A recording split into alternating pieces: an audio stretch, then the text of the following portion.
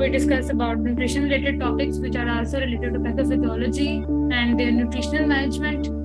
ठीक है, तो उसी से रिलेटेड आज हम लोग अपना एक वाइड सेपरेट टॉपिक चूज किया है मैंने, जिसकी आई थिंक 1.8 मिलियन दाद है ब्लडलेसनेस की। ब्लडलेसनेस की मींस अनीमिया की, या आप लोगों के जो हीमोग्लोबिन की कमी है या अनीमिया वगैरह होते हैं, ब्लड में कमी आती है और लोग इस तरह से मॉर्बिडिटी और मोर्टेलिटी की तरफ जाते हैं।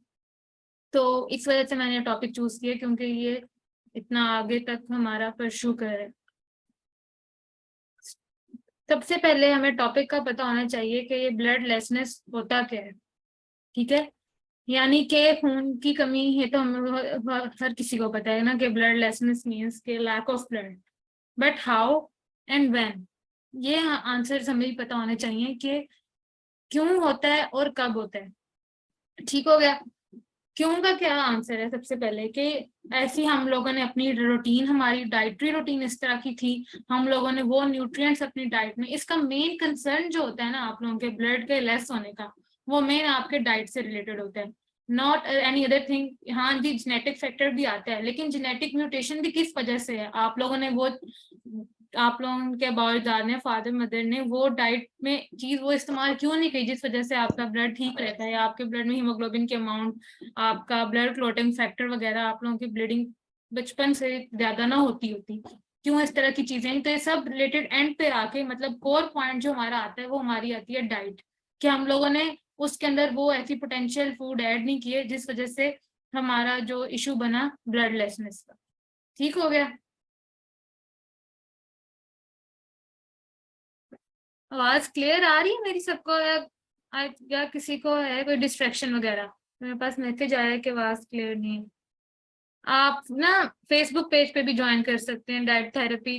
क्या क्या पता यहाँ पे कोई इशू हो आप लोगों को जिसको नहीं आ रहा यहाँ पे समझ।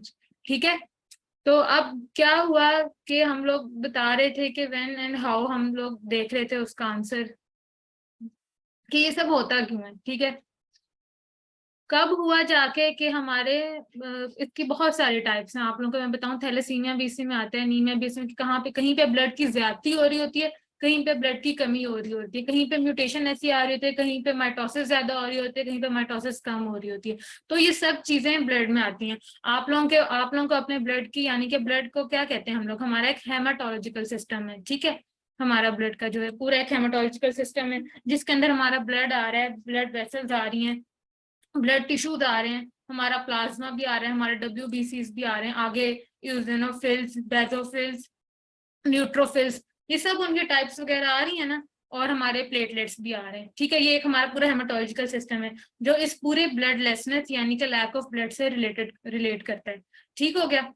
ठीक है, अब यहाँ पे हमने जो ये टॉपिक इस वजह से रखा, और इसका फिर जो कार्य क्या था रखने का, कि हम लोगों को उस तरह से अवेयरनेस नहीं थी, हम लोगों को पता नहीं था कि हम लोगों ने किस तरह से इस चीज को क्लियर करना है।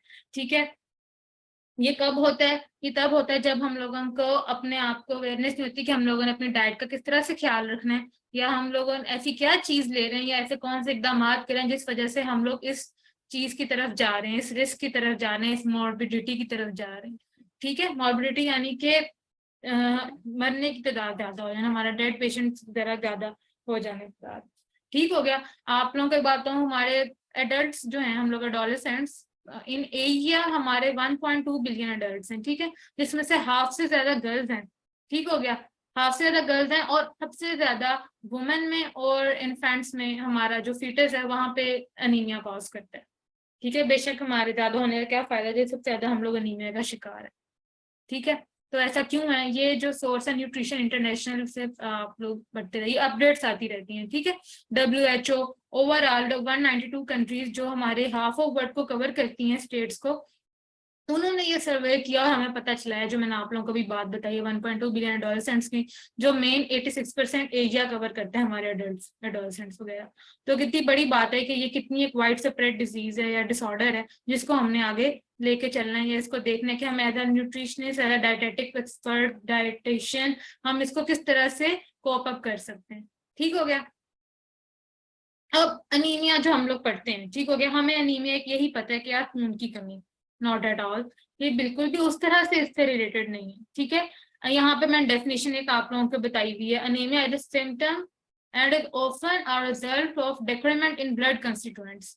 क्या लिखा हुआ है मैंने कि सिम्टम तो है ये, ठीक हो गया, लेकिन डिक्रीमेंट इन ब्लड कंस्टिट्यूएंट्स का मतलब है, डिक्रीमेंट का मतलब होता है डिक्रीज हो जाना। ब्लड कंस्टिट्यूएंट्स हमारे क्या हो गए, जो ब्लड में हमारा प्लाज्मा लेवल है, ब्लड में हमारे नाइट्रोजनस कंपाउंड्स हैं, न्यूट्रिएंट्स हैं, ठीक हो गया, हमारे WBC हैं, ब्लड के प्लेटलेट्स हैं, वो सब क्या हो गए, कम हो गए।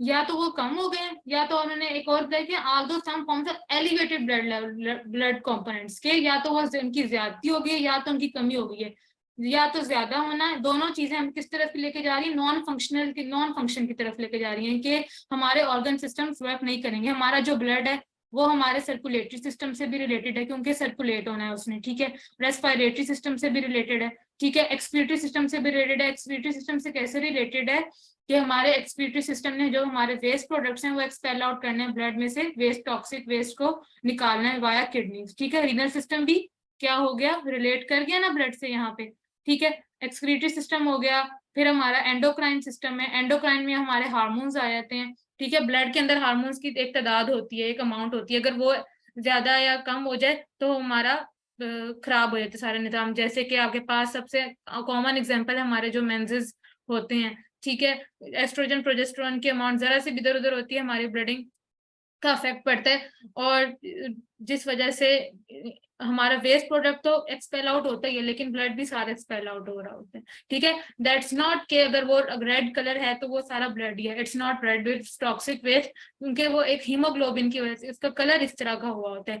ब्लड अलग उसकी बाद में वो रिलीज होता है साथ थोड़ा बहुत, इसलिए होता है क्योंकि हम लोग न्यूट्रिशनल डेफिशिएंसी का शिकार होते हैं, हमारे हार्मोन्स में इनबैलेंस हुआ होता है। इनबैलेंस किस वजह से होता है, क्योंकि हम लोगों ने या तो उस चीज की ज्यादती की होती है या तो उस चीज की कमी होती है। हम आगे जाके पढ़ेंगे कि हमने किस तरह से सबको बैलेंस करना है, ठीक है, as a nutritional point of view, और वही हमारा मेन क्राइटेरिया होगा। एंडोक्राइन सिस्टम से रिलेट कर गया, रेस्पिरेटरी सिस्टम से भी रिलेट कर गया, क्योंकि हीमोग्लोबिन है, ऑक्सीजनेशन नहीं होगी तो हीमोग्लोबिन की ट्रांसपोर्ट कैसे होगी, और हीमोग्लोबिन ने ऑक्सीजन को ट्रांसपोर्ट करना है ना, जब उसकी की कमी हो जाएगी तो रेस्पिरेशन में इशू आएगा। सर्कुलेटरी सिस्टम, हार्ट पे इफेक्ट पड़ेगा, ब्लड ओवरऑल बॉडी में सर्कुलेट नहीं होगा, क्लॉटिंग होना स्टार्ट हो जाएगी, रिलेट कर गया हमारे और सिस्टम से, ठीक है। नर्वस सिस्टम है, नर्वस सिस्टम में ब्लड के जरिए सिग्नल्स हमारे जा रहे हैं, हमारी वेन्स के जरिए कैपिलरीज में जो ब्लड हमारे सर्कुलेट कर रहा है। ऑब्वियसली जब ब्लड की कमी होगी तो वो फ्लो सिग्नल्स जाएंगे, हमारा न्यूरोट्रांसमीटर्स वर्क नहीं करेंगे। इस तरह से हमारे बॉडी सिस्टम से हमारा पूरा एक ब्लड जो हमारा क्या कर रहा है, रिलेट कर रहा है, ठीक है। कि यहाँ पे आप लोगों को अनीमिया की समझ आ गई होगी, जो हम ये टॉपिक पढ़ रहे हैं, हम क्यों पढ़ रहे हैं, किस वजह से पढ़ रहे हैं, वो यहाँ पे आप लोगों को, जिसको नहीं समझ आया, अपना कोई भी इशू है वो यहाँ तो चैट बॉक्स में लिख दे, अपने रजिस्टर अपने पास रखें, क्वेश्चन लिख लें, एंड पे मेरे से आपने जितने क्वेश्चन करने हैं आप करिएगा, ठीक है। आप लोग सब क्लियर करके जाना है, ठीक है। तो ये क्या हो गया, हमारा सिम्टम हो गया कि या तो हमारे पास ब्लड कंस्टिट्यूएंट्स की या तो कमी हो जाती है, या तो एलिवेट लेवल यानी कि उनकी ज्यादा हो जाती है, जिस वजह से हम लोग डिसऑर्डर फंक्शनिंग का शिकार होते हैं और अनीमिया का आगाज होता है, ठीक है। नेक्स्ट पे आ जाते हैं। यहाँ पे आप लोग देख सकते हैं कि नॉर्मल में रेड ब्लड सेल्स हमारे ओके हैं, ठीक है, रेड ब्लड सेल्स हमारे बन रहे हैं। वो कहाँ पे बनते हैं रेड ब्लड सेल्स हमारे, ऑब्वियसली बोन मैरो स्प्लीन वगैरह में बनते हैं, ठीक है। अब अनीमिया जब होगा, कमी आएगी रेड ब्लड सेल्स की, कमी क्यों आएगी आगे जाके हम लोग कॉज और सिम्टम्स में पढ़ेंगे, जिस वजह से हमारा इफेक्ट हुआ अनीमिया, और व्हाइट ब्लड सेल्स ज्यादा हो गए और अनीमिया और रेड ब्लड सेल्स कम हो गए। क्यों ज्यादा हुए व्हाइट ब्लड सेल्स, किस तरह से ज्यादा हो गए, हालांकि वो भी तो एक ब्लड का पार्ट है ना, प्लेटलेट्स भी ब्लड का पार्ट है, देन व्हाई। किसी के दिमाग में ऐसा क्वेश्चन या इस तरह कोई आंसर आता है कि किस तरह से व्हाइट ब्लड सेल ज्यादा हो गए और रेड ब्लड सेल ज्यादा हो गए, ऐसा क्या हुआ बॉडी में, किस तरह की म्यूटेशन हुई, किस वजह से हुआ? एनीवन नो द आंसर, या कोई गेस करना चाहे कि क्या आंसर हो सकता है इसका? Maybe in 2-3 words anyone can tell.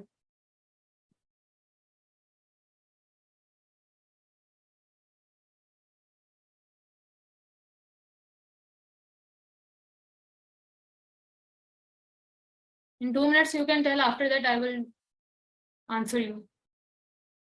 कोई मुझे बता सकता है कि ऐसा क्यों हुआ कि रेड ब्लड सेल्स भी ऑब्वियसली हमारे ब्लड ओवरऑल ब्लड का पार्ट है, WBC भी, प्लेटलेट्स भी रेड ब्लड सेल भी, लेकिन रेड ब्लड सेल में कमी क्यों आती है? व्हाइट ब्लड सेल में भी आ सकती थी, प्लेटलेट्स में भी आ सकती थी, आती तो है, लेकिन यहाँ पे सेल से क्यों शो करवाया गया? कोई इसका आंसर किसी को पता हो?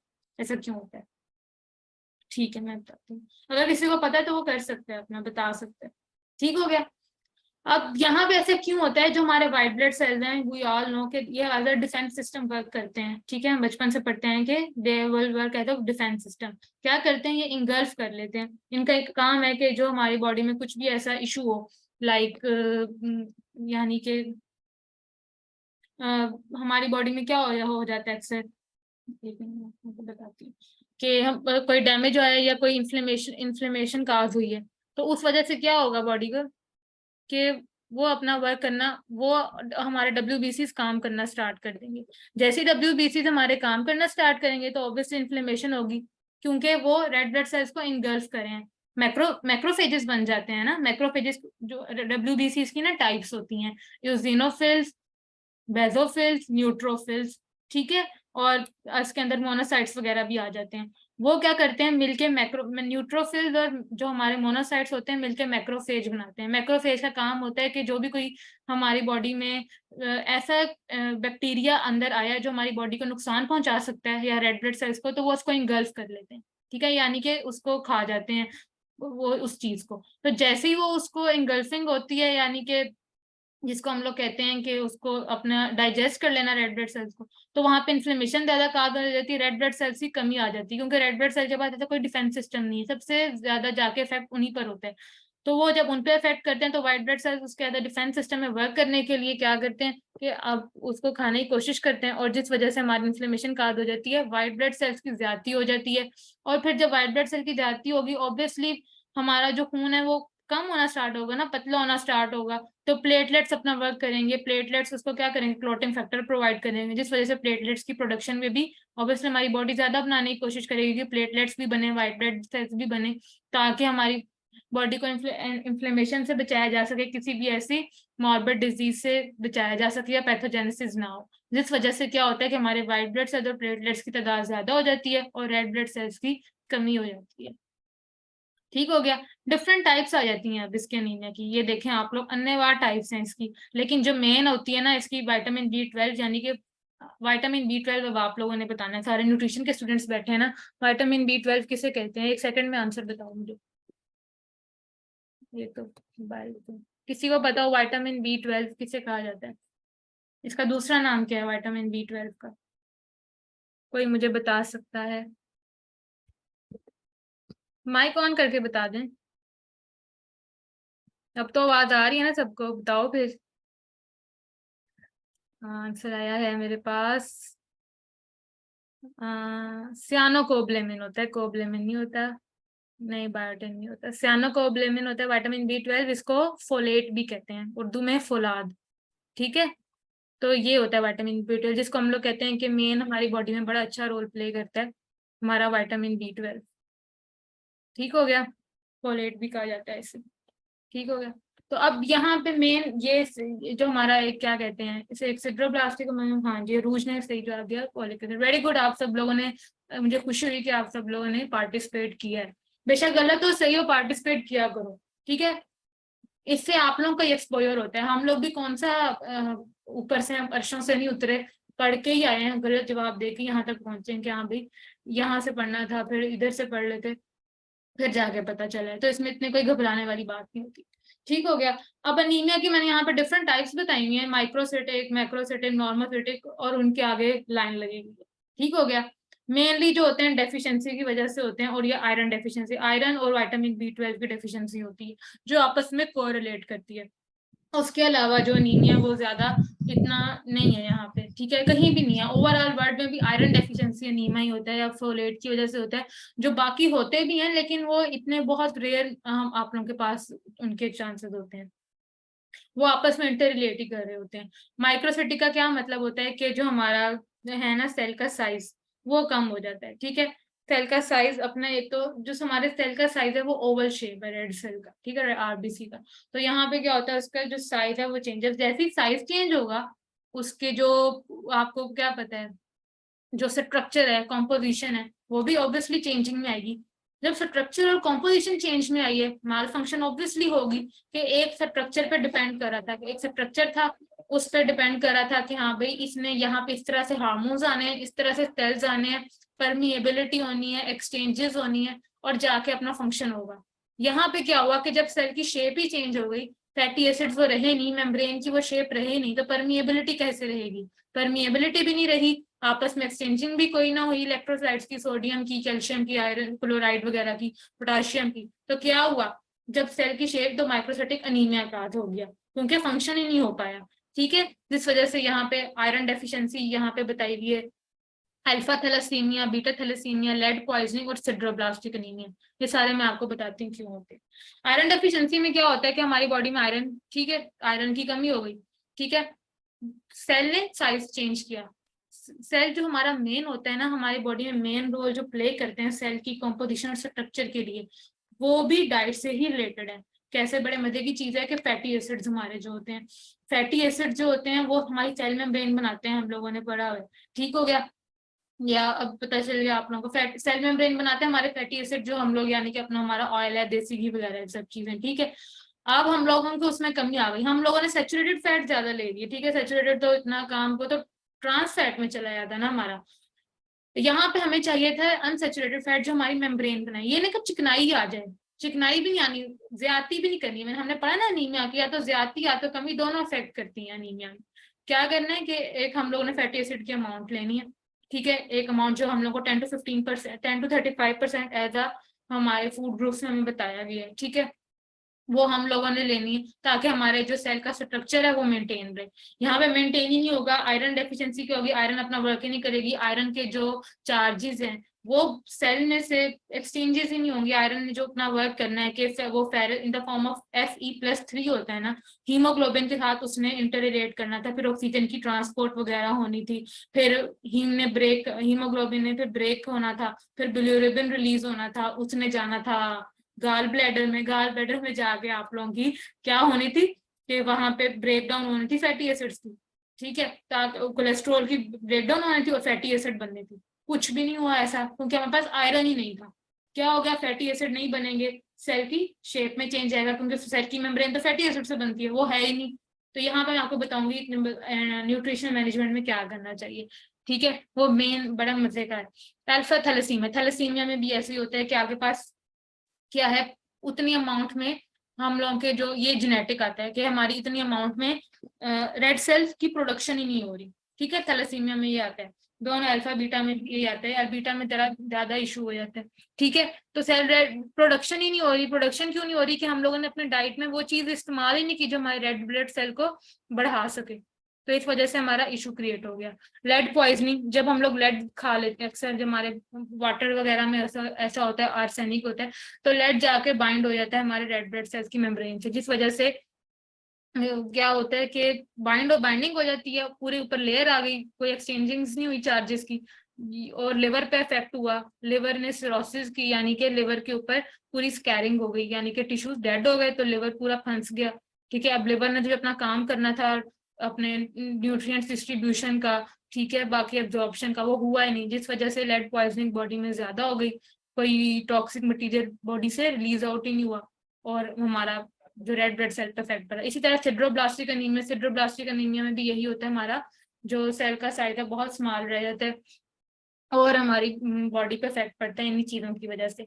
मैक्रोसिटिक में आता है मेगैलोब्लास्टिक, नॉन मेगैलोब्लास्टिक, और ठीक है कि यही हुआ कि B12 डेफिशिएंसी आती है। B12 डेफिशिएंसी में क्या होता है कि जो हमारा फोलेट है ना, वो हमारा मेन रोल प्ले करता है, ठीक है, हमारे जो क्या होते हैं आयरन की ट्रांसपोर्टेशन में, ठीक है, हमारे अनीमिया को, हमारे ब्लड सेल्स को मेंटेन रखने में, ठीक है, हमारी बॉडी को B12 वो प्रोवाइड करता है ऐसे न्यूट्रिएंट्स के हम लोग अपना रेड ब्लड सेल्स, हमारी म्यूटेशन नहीं होती, जीन्स तक में म्यूटेशन नहीं होती, इवन कि हमारी जीन म्यूटेशन हो रही है ना, कि हाँ भी चलता आ रहा है एक हमारे बाल जाते म्यूटेशन हो रही है, एक ऐसी जनरेशन आ रही है उसने B12 की, ठीक है भी हमारे शुरू से कमी आती है, उसने B12 को लेना ज्यादा स्टार्ट कर दिया, ठीक है, उसने B12 एक मॉडरेशन अमाउंट में लिया। क्या चेंज आया, जीन में जो म्यूटेशन एक चलती आ रही थी वो कम हो गई।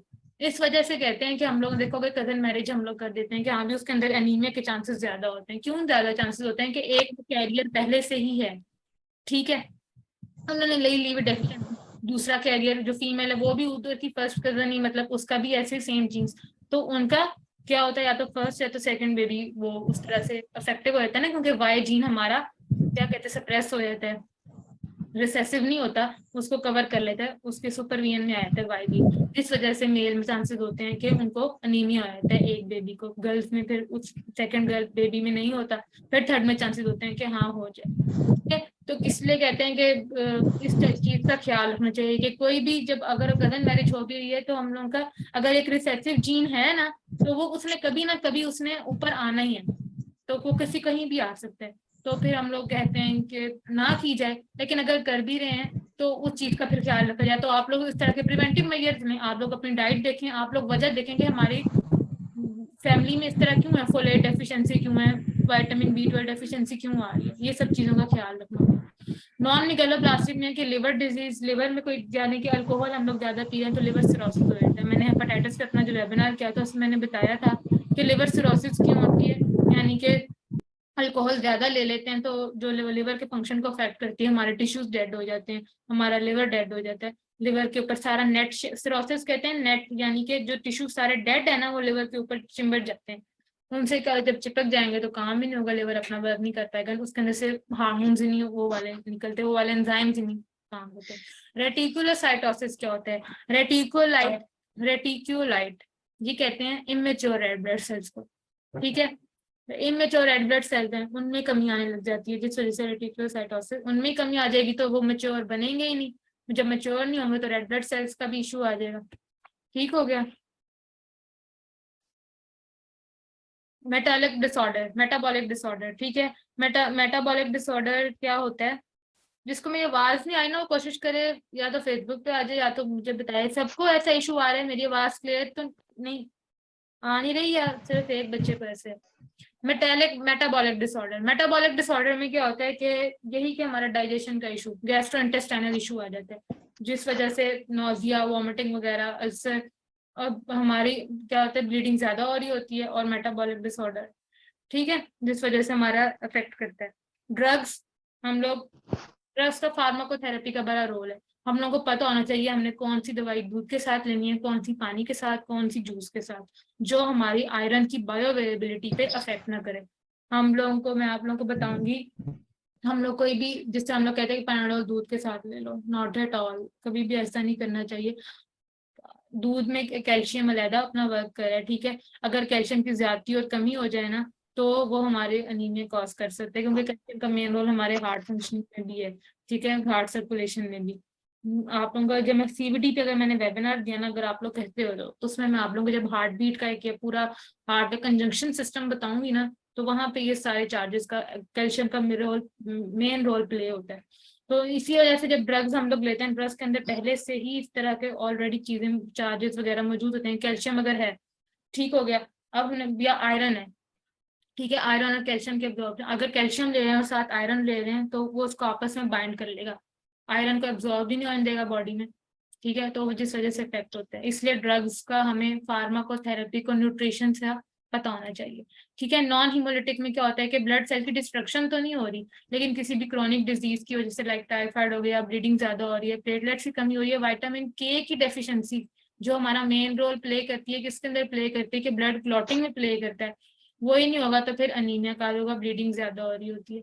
ए प्लास्टिक अनीमिया भी इससे रिलेटेड है। किडनी डिजीज, किडनी में क्या होता है प्लास्टिक अनीमिया में, आप लोगों को बताती हूँ। किडनी डिजीज का इसलिए मैं बता रही हूँ कि क्रॉनिक डिजीज से रिलेटेड है, फिर ये प्लास्टिक पे आते हैं। किडनी डिजीज इस तरह से कि किडनी जो हमारा है ना, किडनी का ही बड़ा मजे का किरदार है कि किडनी के अंदर एक हार्मोन होता है एरिथ्रोपोएटिन, ठीक है, ये एरिथ्रोपोएटिन बनाता है। ये जो हार्मोन होता है ना, ये RBC की तादाद को बढ़ाता है, प्रोडक्शन अगर कहीं कमी हो तो किडनी का मेन रोल होगा कि वो रेड ब्लड सेल को प्रोडक्शन को बढ़ा देगा। जब किडनी में डिजीज आ जाएगी, रेड ब्लड सेल बॉडी में कम हो रहे हैं, कहाँ से आएंगे बॉडी में, बोन मैरो कुछ सिग्नल किडनी ने देना है, एरिथ्रोपोएटिन जो किडनी में बन रहा है उसने देना है, सिग्नल ही नहीं जाएंगे, रेड ब्लड सेल बनेंगे ही नहीं, जिस वजह से हमारा अनीमिया कॉज होगा। ठीक हो गया। उसके अलावा इंट्रिंसिक फैक्टर्स भी आते हैं कि हेरिडिटरी भी है, पायरुवेट काइनेज डेफिशिएंसी यानी कि एंजाइम डेफिशिएंसी एंजाइम में उस तरह से, यानी कि ये मेटाबॉलिक डिसऑर्डर में आएगा। ठीक है, ऑटोइम्यून हेमोलिटिक अनीमिया भी इसी में आ जाता है। एग्लूटिनिन और ये IgM जो बताए हुए हैं ये आप लोगों की क्या है, एंटीबॉडीज हैं। एंटीबॉडीज जब अपना वर्क नहीं करेंगी, कि एंटीबॉडीज अपना वर्क क्यों नहीं करेंगी, क्योंकि WBCs कम होना स्टार्ट होंगे, वो कितने ज्यादा इस्तेमाल हो जाएंगे, वो सारे इन्फ्लेमेशन में डेड हो गए, बॉडी को मिल ही नहीं रहे, उनके पास एनर्जी सोर्स ही नहीं बचा, जिस वजह से हमारी एंटीबॉडीज पे इफेक्ट होता है। ठीक है। माइक्रो एंजियोपैथिक और मैक्रो एंजियोपैथिक ये है कि पैथोजेनेसिस ज्यादा हो जाती है बॉडी में, जिस वजह से वो अनीमिया पे इफेक्ट हो, और वो पैथोजेनेसिस ज्यादा होगी, आरबीसी की उस तरह से प्रोडक्शन ही नहीं हुई, जिस वजह से अनीमिया का होता है। बहुत सारी ये टाइप्स हैं। एचबीसी डिफेक्ट यही है कि हीमोग्लोबिन में डिफेक्ट आता है, हीमोग्लोबिन की ट्रांसपोर्ट नहीं कर रहा होता ऑक्सीजन। ये बहुत सारी टाइप्स हैं, लेकिन हम जो मेन हमारी आती है आयरन डेफिशिएंसी और बी 12 डेफिशिएंसी पे आते हैं, जिनको हम लोग डील भी करते हैं। अगर हम उनको डील कर लें तो आगे ये इशू हो ही ना, जिस तरह से मैंने आपको बताया था आप लोगों के क्या कहते हैं इनहेरिटेंस का। ठीक है। साइंस एंड सिम्टम्स बहुत ज्यादा हैं इसके, आप लोग बहुत से देख भी सकते हैं, जिसके अंदर फैटीग है, यानी कि थकावट आ जाती है, हर तरफ बंदा बैठा हुआ भी लेथार्जी सी फील हो रही होती है, बेशक आप सारा दिन बैठो कोई काम ना करो, फिर भी आवासियां आना, आंखों में से पानी, नींद नहीं भी आ रही होती फिर भी जमाइयां आ रही होती हैं, ये फैटीग वगैरह में आ जाते हैं। लेथार्जी भी यही है कि लेजीनेस, लेजीनेस बहुत, सुस्ती बहुत हुई होती है आप लोगों को। एक तो होती है ना काहिलपन होता है, ये तो सुस्ती के इंसान 10-12 घंटे सो भी गया है और उससे कोई काम भी नहीं हो रहा, उसके जो कहते हैं हाथ पांव सूज जाते हैं, यानी कि सुन्न हो जाते हैं जल्दी, बैठा भी कोई काम तो किया नहीं फिर भी इतनी वीकनेस होती है, स्वेलिंग होने लग जाती है ना, कि बॉडी में रेड ब्लड सेल तो बन रहे, व्हाइट ब्लड सेल है, बॉडी को हर वक्त हमारे पे बैक्टीरिया अटैक कर रहे होते हैं ना। मैं आप लोगों को बताऊं, हमारी जो बॉडी है ना, बिलियंस ऑफ बैक्टीरिया, इतने बैक्टीरिया कहीं नहीं होंगे जितने हमारे बॉडी के ऊपर है। ठीक है, जो सेल का हमारे पे अफेक्ट करते हैं, तो उनको प्रोटेक्ट करने के लिए अल्लाह ताला ने हमें डब्ल्यूबीसीज दिए हैं। अब रेड ब्लड सेल की कमी हो रही है, उनको हम बायो प्रोटेक्ट करें, आखिर कब तक करेंगे डब्ल्यूबीसी, क्योंकि हमारे पास वो न्यूट्रिएंट एनर्जी सोर्स है, डब्ल्यूबीसी को इम्यूनिटी प्रोवाइड करे, हमारा इम्यून सिस्टम ही वीक हो गया, जिस वजह से हमारे फैटीग और लेथार्जी की तरफ जाते हैं। जो लॉसेज ये होता है कि आपका यहाँ से ना कोने जो होते हैं ये सूखने, यहाँ जख्म होने लग जाते हैं, ये सूख जाता है, यहाँ से सारा मुंह पक जाता है। ठीक है। ग्लोसिसाइटिस क्या होता है कि अंदर से मुंह का पक जाना और सूखा सूखा फील हो रहा होता है ना, जलन सी, यानी कि बहुत ड्राई माउथ हो जाता है। पहले क्या आपकी जो इस टाइम जो मेरी शक्ल नजर आ रही है आपका लैपटॉप के कैमरे की वजह से येलो येलो सी, हालांकि ऐसे हो गया, असल में नहीं है। ठीक है।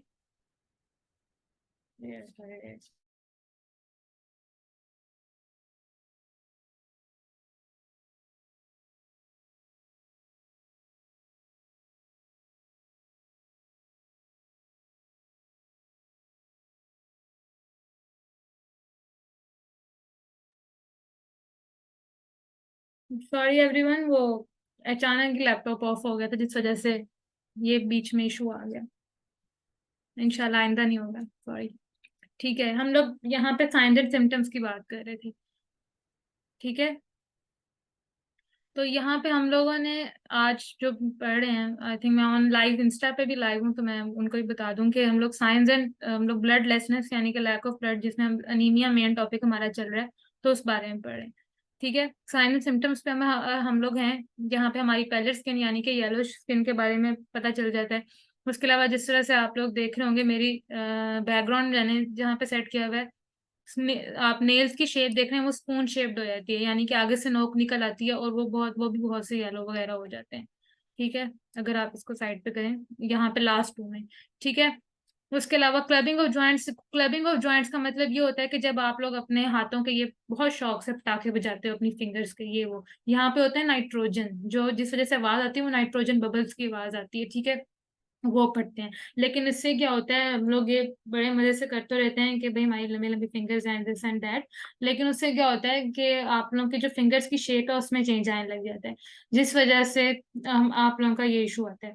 ठीक है। और हम अनीमिया की तरफ यही लेके जाते हैं, क्योंकि हमारा जो है अनीमिया के साइंस एंड सिम्टम्स में आते हैं, क्योंकि कमी होने लग जाती है। आप लोग एक नेचुरल चीज है, आप उस नाइट्रोजन को वहां पे रहने दो जहां पे उसको जरूरत है, आप लोग उसको इस तरह से डिस्ट्रॉय कर रहे हो। जब आप नेचुरल चीज के साथ पंगा लोगे तो आप लोगों के साथ ये होगा कि आप लोगों की जो फिंगर वो जो शेप है वो चेंजिंग आने लग जाती है। ठीक है। पेल सक्लेरा का मतलब भी यही होता है कि आप लोगों के जो स्किन है उसकी वो उसके अंदर यानी झुर्रियां पड़ने लग जाती हैं और येलोइश हो जाता है। डिफिकल्टी कंसंट्रेटिंग, कि आप लोग प्रॉपर कंसंट्रेट नहीं कर पाते, आपके सर में दर्द स्टार्ट हो जाता है, आप लोगों को डिजीनेस सी फील हो रही होती है, चक्कर वगैरह हो रहे हैं, जिस वजह से आप वो अनीमिया के चांस होते हैं कि प्रॉपर कंसंट्रेशन, प्रॉपर सर्कुलेशन नहीं हो रही ब्लड की, ब्रेन के पास सिग्नल्स नहीं जा रहे, जिस वजह से वो अफेक्ट होते हैं। ठीक हो गया। अगर अच्छा, उसके बाद इसके अंदर और सिम्टम्स भी आते हैं, वही होते हैं गैस्ट्रोइंटेस्टाइनल, यानी उसके अंदर वॉमिटिंग आ जाती है, ठीक है, इन्फेक्शन आ जाता है, अल्सर वगैरह जिसके अंदर ब्लीडिंग ज्यादा होती है, जिस वजह से आप लोगों का इश्यू होता है एनीमिया में। ठीक है, आप लोग अनीमिया, जो अल्सर हमारा होता है मेनली होता है एच पाइलोरी से। ठीक है, हाँ, जो हमारा है हेलिकोबैक्टर पाइलोरी, ये एक बैक्टीरिया है। ये बैक्टीरिया क्या करता है, ये आयरन को बाइंड नहीं होने देता बॉडी में, बॉडी सेल्स के साथ अपना वर्क नहीं करने देता उसको।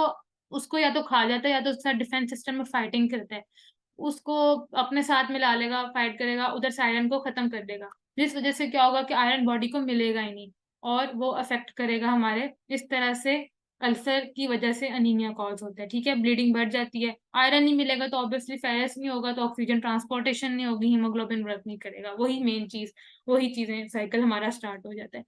ठीक हो गया। अगर गैस्ट्रोइंटेस्टाइनल फंक्शन इसमें डिस्टर्ब हो जाते हैं हमारे, ठीक है, ये साइंस एंड सिम्टम्स में हमारा आ जाता है सारा। इसके अलावा और भी इसमें चीजें आ जाती हैं, हम आगे जाके अभी पढ़ते हैं।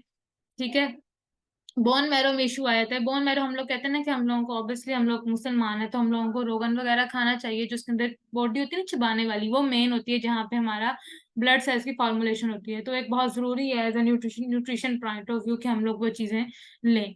ठीक है, हमारे इम्यून सिस्टम से बहुत ये चीजें रिलेट करती हैं। ठीक है, हमारे, हम लोग अपने फैटी एसिड उस अमाउंट में लें, फैटी एसिड का आगे जाके मैं आप लोगों को बताऊंगी। ठीक है, जो हमें किस तरह से लेने चाहिए, किस तरह से अमाउंट में, जो हमारा यहाँ पे ये डिफरेंट आपको एक कॉलम मैंने बताया हुआ कि किस तरह से अनीमिया कॉज हो जाता है, माइक्रोसाइटिक हो या नॉर्मोसाइटिक हो, इम्यून सिस्टम पे किस तरह डिपेंड हो रहा है ये। ठीक हो गया। नेक्स्ट पे चलते हैं, मेन कॉजेज क्या हो सकते हैं। कॉजेज क्या होते हैं इसके, एक्सेसिव ब्लीडिंग, यानी कि मैंने आपको जिस तरह अल्सर में बताया था कि एक्सेसिव ब्लीडिंग होती है, जिस वजह से अनीमिया कॉज हो जाता है। एक्सेसिव ब्लीडिंग में मेंसेस भी आते हैं, कोई चोट लग रही है वहां पे भी अल्सर भी आ जाता है, और विटामिन के की डेफिशिएंसी हो जाती है, जिस वजह से ब्लड बहुत पतला सा हो जाता है, और अगर चोट लगती है तो बहुत ज्यादा ब्लीडिंग होती है, जिस वजह से हम लोग अनीमिया की तरफ जाते हैं। लीकी गट के बारे में आगे बताऊंगी कि हमारी जो गट है, यानी कि हमारा जहाँ से हम लोग खाना वगैरह खाते हैं, हमें पता है यहाँ पे प्रोबायोटिक्स हैं, प्रीबायोटिक्स हैं। ठीक है, हमने कमी आ जाएगी, गुड बैक्टीरिया में कमी आ जाएगी, हमारी गट में जो एक टिश्यू, एक पूरी लेयर है वो अफेक्ट हो जाएगी, वो डैमेज होने लग जाएगी, क्योंकि प्रॉपर न्यूट्रिएंट्स ही नहीं जा रहे। तो क्या करेंगे, एंजाइम्स गट को खाने लग जाएंगे, जिस वजह से लीकेज स्टार्ट हो जाएगा। ठीक हो गया। लो स्टमक एसिड, लो स्टमक एसिड का क्या मतलब है, अटेंडेंस में शेयर कर दिया गया है, दोबारा शेयर करते हैं जिसको नहीं मिला। ठीक हो गया। लो स्टमक एसिड, लो स्टमक एसिड का क्या मतलब होता है कि हमारे स्टमक की पीएच कम हो रही है, HCl नहीं है, प्रोटीन की एक्सेस ज्यादा हो रही है। अनीमिया, मैंने आप लोगों को क्या बताया था, अनीमिया का क्या मतलब होता है कि या तो एक्सेस या तो कमी। अब यहाँ पे क्या हो रहा है कि स्टमक, लो स्टमक एसिड है, पीएच बहुत कम है, प्रोटीन की क्या हो रही है, अब उसने जो डाइजेशन करनी थी वो हो ही नहीं रही ज्यादा, तो एक्सेसिबिलिटी, एक्सेस की वजह से क्या होगा, मेल फंक्शन का होगा। आयरन डेफिशिएंसी, हम लोगों ने पढ़ा, B12 डेफिशिएंसी, B12 जो मेन रोल प्ले करते हैं अपना जीन म्यूटेशन को इनहेंस करने में, जीन को सेट्स करने में, वो नहीं होगा। फोलेट डेफिशिएंसी इसी में आ जाती है। अटेंडेंस, आप लोगों को लिंक प्रोवाइड किया गया है, जो लिंक होगा उसके ऊपर क्लिक करें, गूगल फॉर्म ओपन होगा, वहां पे अपना नेम वगैरह जो सारी इंफॉर्मेशन पूछी गई है वो दें, और उसको सबमिट कर दें, जिस तरह गूगल फॉर्म्स होते हैं ना उस तरह से। असरा अटेंडेंस लिंक दोबारा शेयर कर दें, फिर आप लोगों को समझ आ जाएगी। ठीक है। इंटेस्टिनल डिसऑर्डर्स, यानी कि हमारे इंटेस्टाइन में इन्फ्लेमेशन वगैरह कॉज हो रही है, या और कोई इशू हो रहा है, या जिस वजह से जो हमारे बैक्टीरिया वर्क नहीं करे, मेन जो हमारे इंटेस्टाइन में बैक्टीरिया होते हैं, इसेर्शिया कोलाई वगैरह, वो पहले तो एक तो अच्छा रोल प्ले कर रहे थे गुड, लेकिन जैसे ही माल फंक्शनिंग हुई, डाइजेशन सही तरह नहीं हो पाई, तो डिसऑर्डर काज हुआ, जिस वजह से अनीमिया हुआ। इन्फेक्शन, किडनी डिजीज में, यानी कि मैंने आपको एरिथ्रोपोइटिन का बताया था।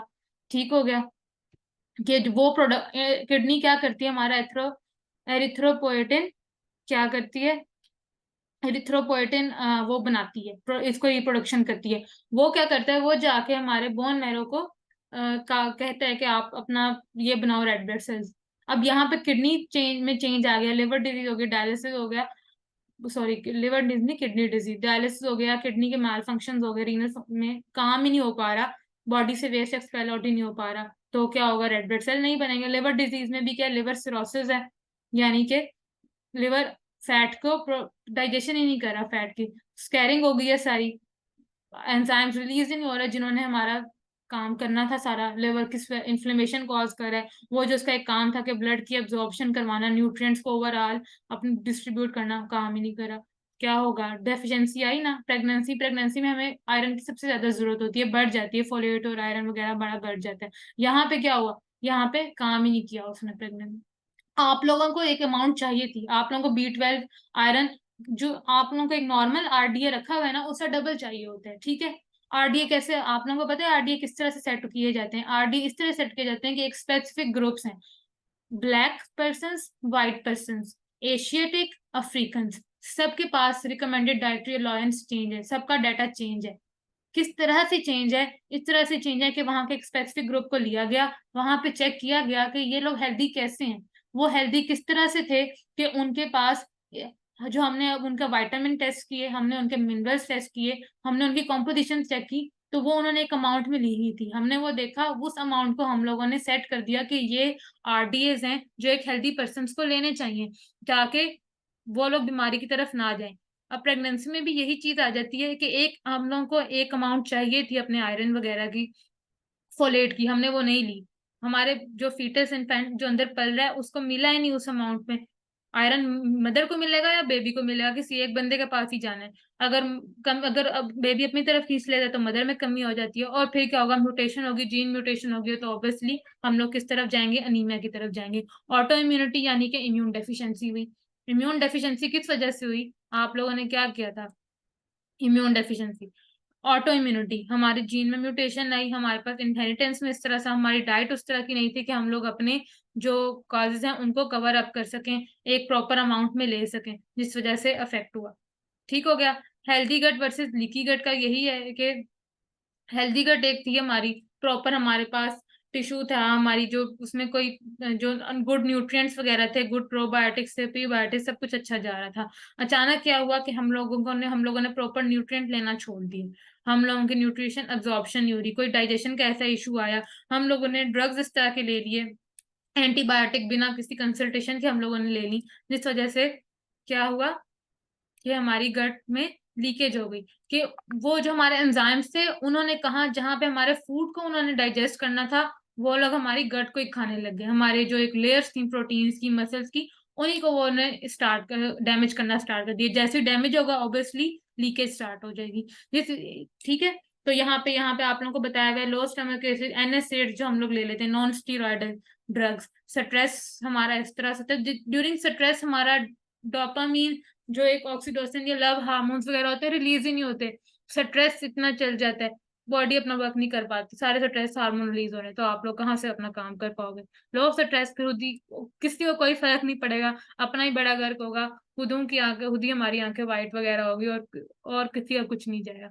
तो बेहतर है कि हम लोग अपना कोई कॉम्प्रोमाइज आने ना दें, एज अ न्यूट्रिशनिस्ट भी और एज अ पढ़ा लिखा बंदा भी हमको पता होना चाहिए कि हमें अपनी डाइट का किस तरह से ख्याल रखना है, डाइट में डेयरी ऐड करना है, 2 स्पून ही 3 स्पून ही आप अपना खा लो, आपकी गट का इशू नहीं आएगा। आप लोग एक अनीमिया जो एक, मैं आपको बताऊं, मोर देन 1.8 बिलियन, अंदाजा लगा लो पूरे ओवरऑल वर्ल्ड में, इससे ज्यादा, और सबसे ज्यादा फीमेल्स में अनीमिया हो रहा है। एक 2-4 स्पून से आप लोग अपने एक अनीमिया से बच रहे हो, आप लोग अपनी जनरेशन को सेटल डाउन कर रहे हो, उनको एक हेल्दी बना रहे हो, तो ये कितनी अच्छी बात है।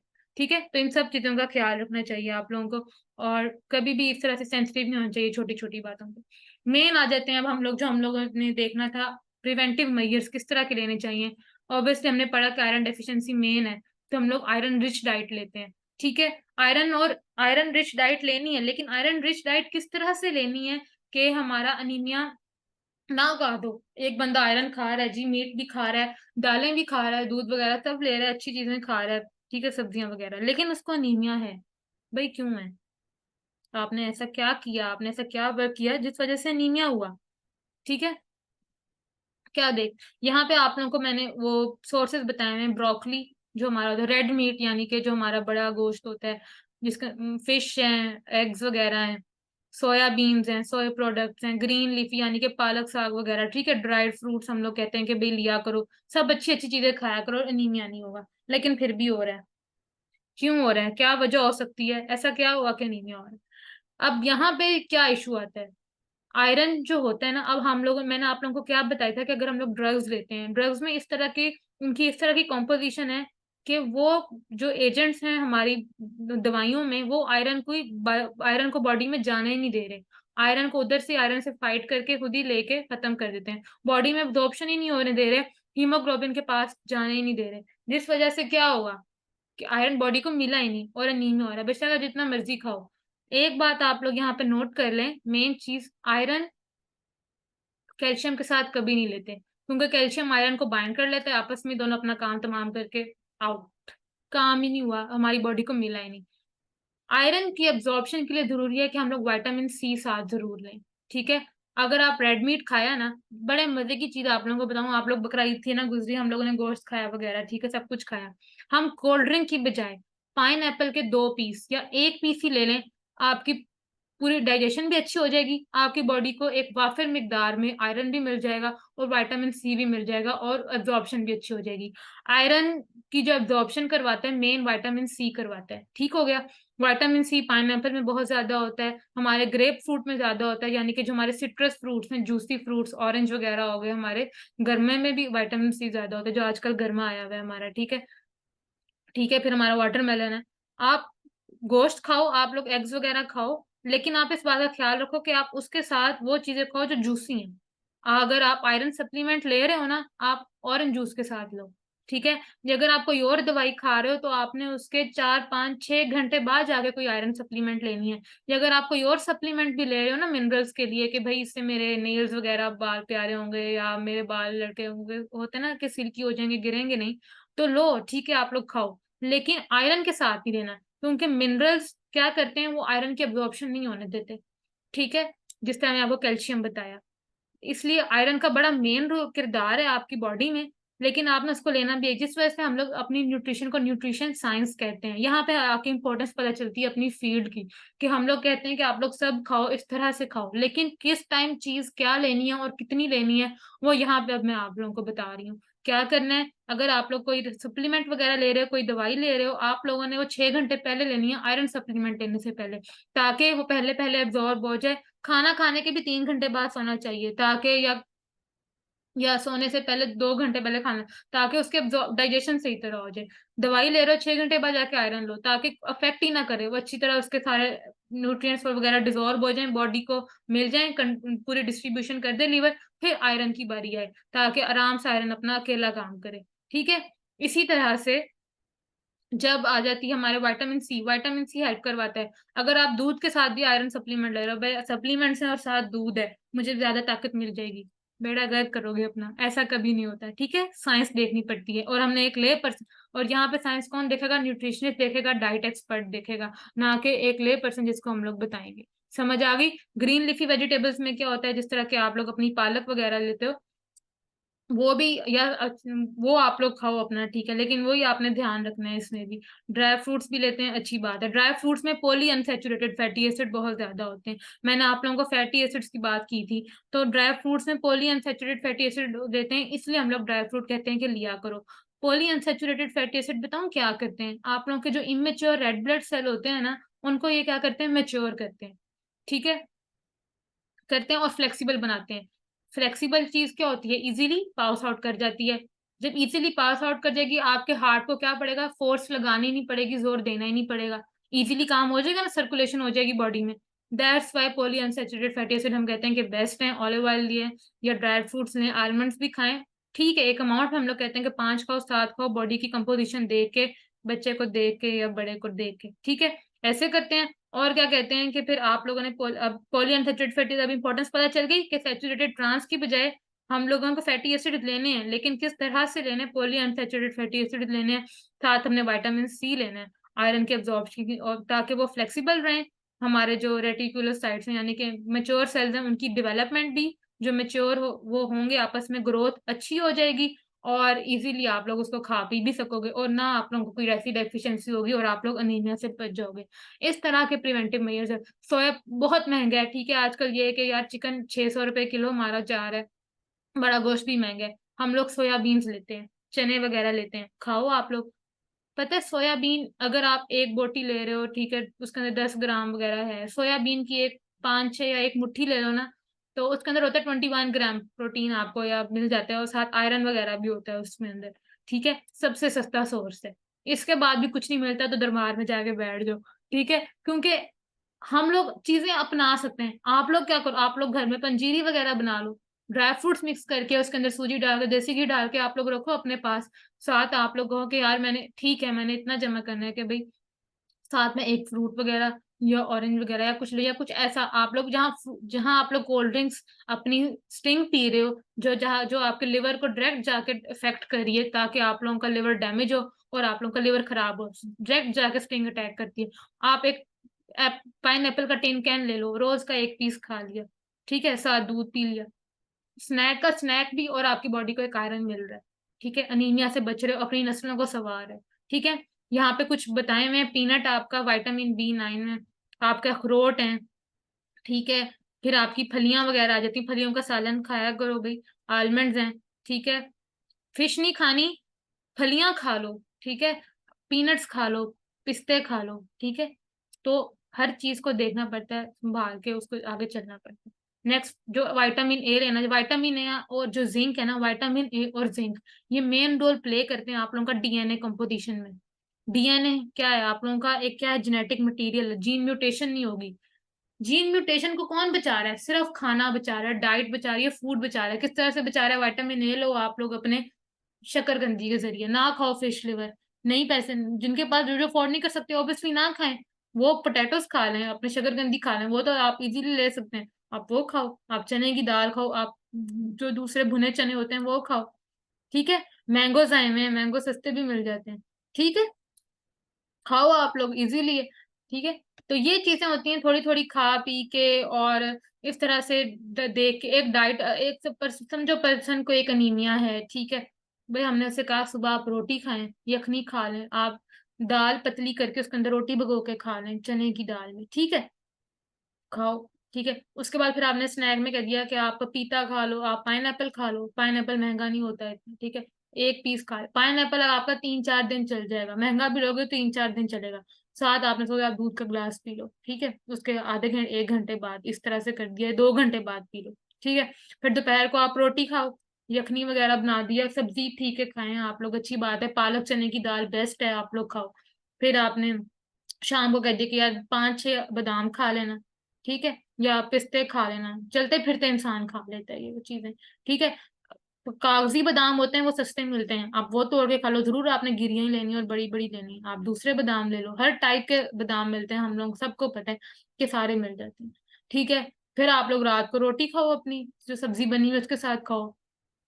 आप लोगों का एक डाइट सेट हो रही है, आप लोगों का एक प्लान सेट हो रहा है, आप लोग एक अपना सेट करते आ रहे हो कि आप दही खाओ, आप लोग सुबह के टाइम नाश्ते में एक अंडा खा लिया करो, देसी अंडे ले लो, मुर्गियां रख लो भाई अपने घर पाल लो। कोई भी एक दो चीज, कुछ भी ऐसा भी इंसान अपना करता है ना, अपने आप को सेट करने के लिए, अपनी एक लग्जरी को या एक कंफर्ट जोन से निकल के आप थोड़ी सी मेहनत करने लगते हो, आप लोग अपनी नस्लें संवार देते हो। क्या पता आप लोगों की अपनी डेफिशिएंसी जो आप लोगों की आगे चलती आ रही है कि भाई हमारे तो खानदान में ही वो है, क्या है, हमारा अनीमिया चलता आ रहा है, या कोई ना कोई इशू होता है।